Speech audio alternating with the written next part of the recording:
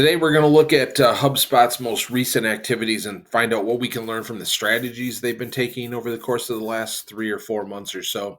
I like watching earnings calls and reading press releases from companies, and the financial stuff's cool. I like looking at the numbers, but I also like looking a little bit deeper and really listening to the analyst calls and some of the things they're doing to learn what strategies they're trying to execute and what can we learn about those as small businesses. So this week I wanted to take a look at HubSpot, who most recently came out with their Q4 2024 and full year 2024 earnings results, and with that bundled in a whole bunch of strategy stuff. So I wanted to take a look at it. I wrote a blog post a couple of days ago and thought maybe we could kind of go through it point by point. There's a lot to learn about what HubSpot's doing.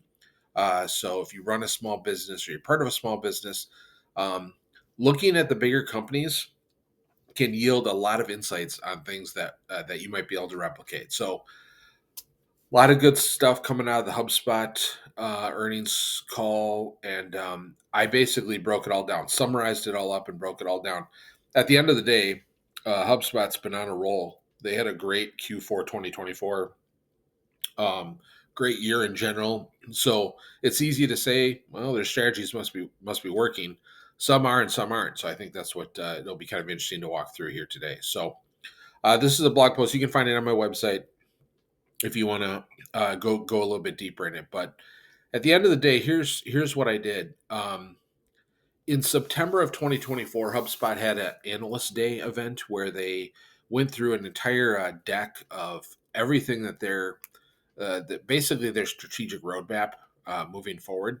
So what I did was I read that entire presentation, looked at the entire deck, and then looked at their most recent earning call to find out where things that they said back in September of 2024 are now true today in February of 2025.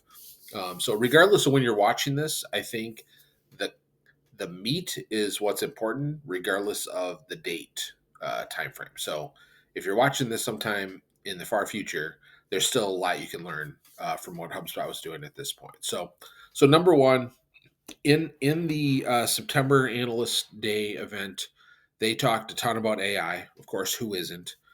Everybody's putting it into their products, and HubSpot focused a ton on building AI across kind of this middle layer between what their customers want, what hubs that they provide, and they introduced Breeze Intelligence, which is basically their AI engine, if you will, and kind of these co-pilots and these agents that they were going to, slip into their offerings, right? And use AI as really kind of a core driver of their growth moving forward. So they introduced that in September, talked about Breeze Intelligence, Breeze AI, if you will. And then fast forward 4 months from there, and they came back and they said, hey, it's working. That is one thing that's working. They said that Breeze Copilot was being used by 75,000 active users every week. It's handling a lot of their support tickets. 35% of their support tickets are now being handled by Breeze AI, and they're using it for sales prospecting. So they've definitely taken that strategy of pushing AI deeper into their product suite, and it appears to be paying off. So that was one good thing that kind of came out of HubSpot's results from, is their strategy carrying on? Are they executing against that? One of the other things they talked about here, number two, one of the things they talked about in their Analyst Day event was creating this multi-hub adoption model. They want more customers to be more reliant on their ecosystem.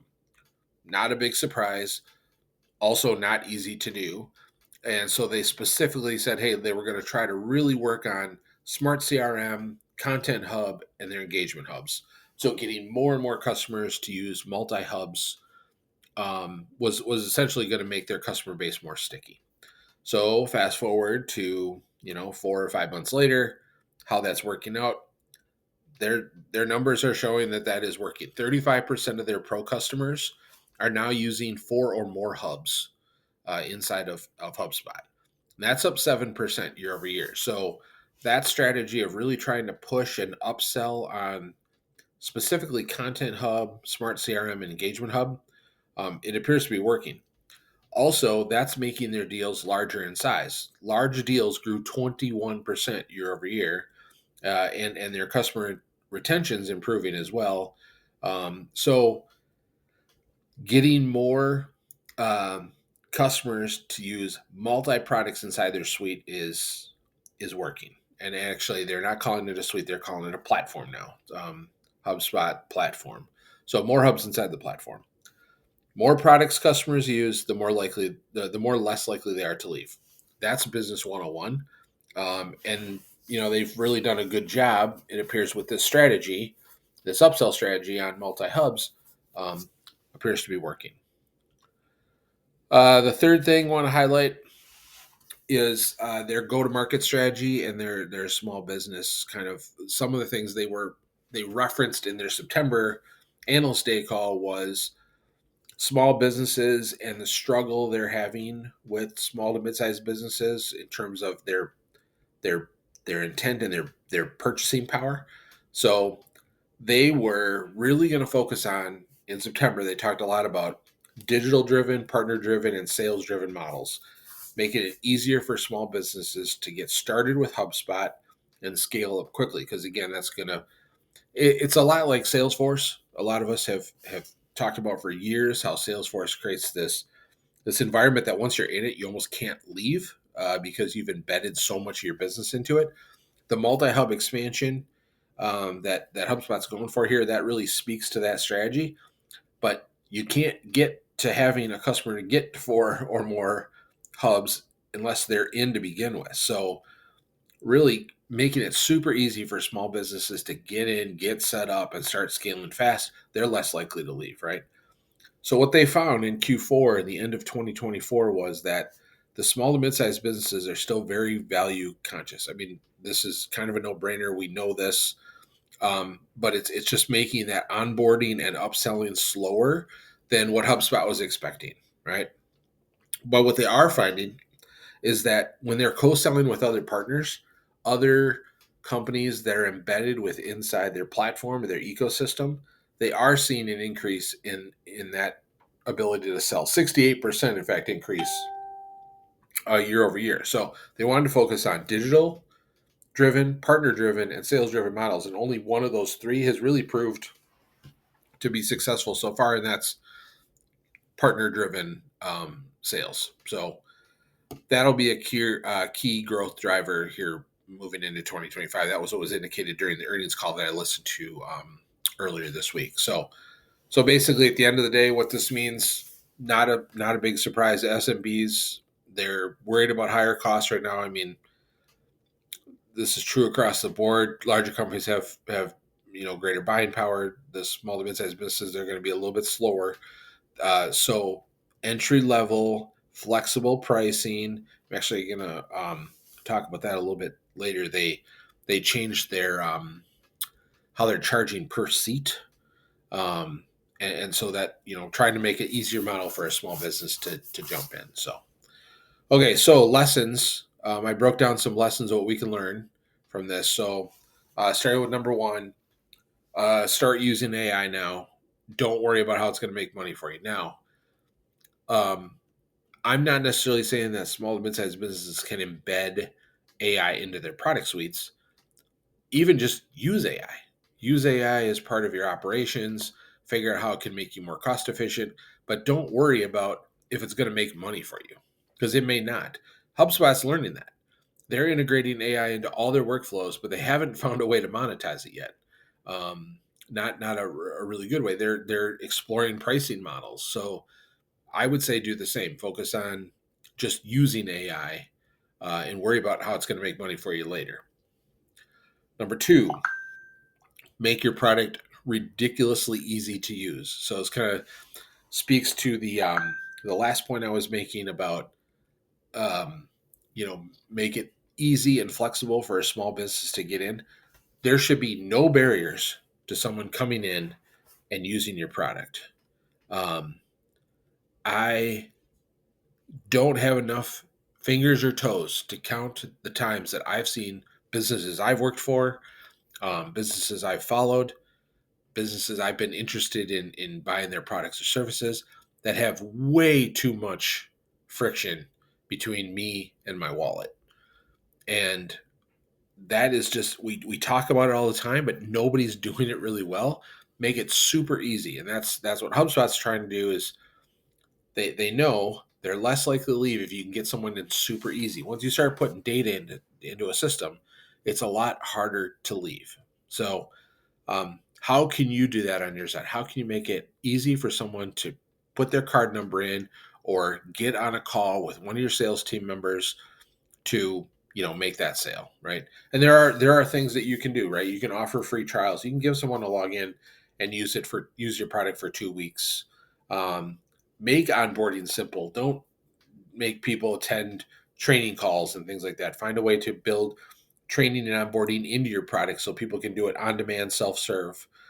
Just make it super easy, right? And we're kind of learning that from HubSpot right now because they're talking a lot about that. Number three, the more ways customers rely on you, the better. So this goes back to the multi-hub strategy. What can you bolt on to your products or services that start to tentacle out and give your customer more of what they want because they're going to rely on you for more stuff, and that ultimately is going to allow you to bundle services, upsell complementary products, and you're going to provide at the end of the day more value. And that's really where the key is how can you offer more value? That's kind of the premise that I write on my blog posts on is at the end of the day, it all comes down to value and how can you deliver more value faster.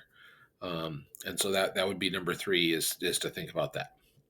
And then number four, if your customer is small to mid-sized businesses, if you're onboarding, um, you know, uh, companies around the same size as yours or maybe even smaller, focus on value and flexible pricing. So one thing HubSpot talked about in the earnings call is that they're exploring this and have already started to execute this seat-based pricing model, especially as it relates to AI now being built in. Price companies figuring out how to price AI usage has been a difficult thing, and HubSpot's facing this right now. So they're kind of going with this seat-based pricing model.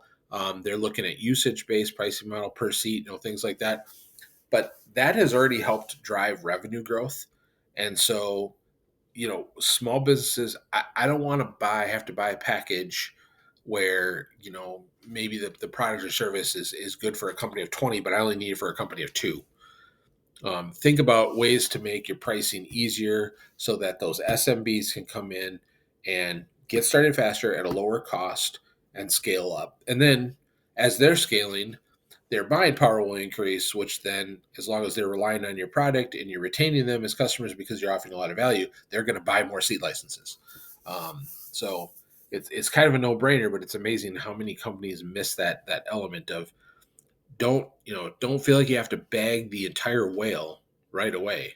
Like work up to it, catch a couple of fish, and then you can make your net bigger, and then before you know it, you're gonna catch a whole school of fish before you get to the point where you can bag a whale. So that was a weird analogy, but so tiered pricing, trials, starter packages, like just find a way to make it. This really goes back to number two. Number two and four here on the screen are very similar to each other, but definitely something I would say consider. Number five thing we can learn here: find partners who can sell and integrate your product or refer your business. Is your product or service ripe for an affiliate program? Um, is there companies that fall within the same customer vertical as you where you can bundle services or bundle offerings so that you're both selling to the same audience, make you a lot more powerful? So the HubSpot's learning that this is working. 68% year over year growth in partner sales. Um, so leveraging those relationships, you don't have to work in a silo, and you shouldn't work in a silo. Find a way to get other people to sell your product and make it beneficial for them and you, and that is very possible. So, okay, so my final takeaways here that I have here at the bottom: um, AI not going away. We've been saying this for a couple of years now. use it, integrate it into your business, integrate it into your operations, find a way to start slip it into your products and services. Don't worry about how much it's going to make you right now. HubSpot's not worried too much about that. They haven't figured that out yet. So if HubSpot hasn't figured it out completely, you're not expected to either. Make it easy for your customers to get started and get value quickly. HubSpot's finding a way to make this work. It's definitely shown in the numbers. They're building an ecosystem. They want to sell more than just one product or service. I do want to caution this one a little bit though. If you're a small business, if you're a solopreneur or, you may only have one product or service now, and make sure that that is the best product or service it can be and make sure it offers the most value that it can. But at the same time, you better start building out your plan or your roadmap for how are you going to bolt on additional things and start building this ecosystem, because you want to make your customers' experience as sticky as possible. And usually the way to do that is how many different needs can you fill for them around the same area. So if you look at HubSpot with their multi-hub model, they've got a CRM, they've got a sales system, they've got a marketing system, they've got an engagement system. And so if you're a business and you're looking to uh, execute against all those different functions, I would rather do it with one service than multiple services where I have to worry about integrations and passing data back and forth. And so that's what HubSpot's starting to get really, really good at. I'm old school. I remember HubSpot, before, when it was a marketing system. It was a marketing service. And it's just amazing how much they've scaled.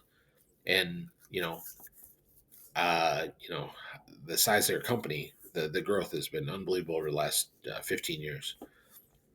Offer flexible pricing and leverage partnerships for scalable growth. So these would be the top 5 lessons I think we could all learn from HubSpot. And look, they're doing really well right now.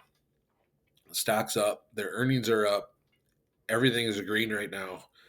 So they're a good company to look at for strategies to help your business grow.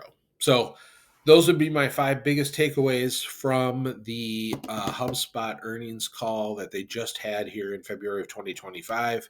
And the analyst day presentation that they gave in September of 2024 really gave us a good target of what they're aiming for. And so far, they're doing really, really well. And there's a lot to be learned here. So my plan is to highlight maybe one company a week when they have their earnings, try to break down what we can learn from the bigger companies to help grow our smaller businesses. So thanks for tuning in, and hope to see you in the next one.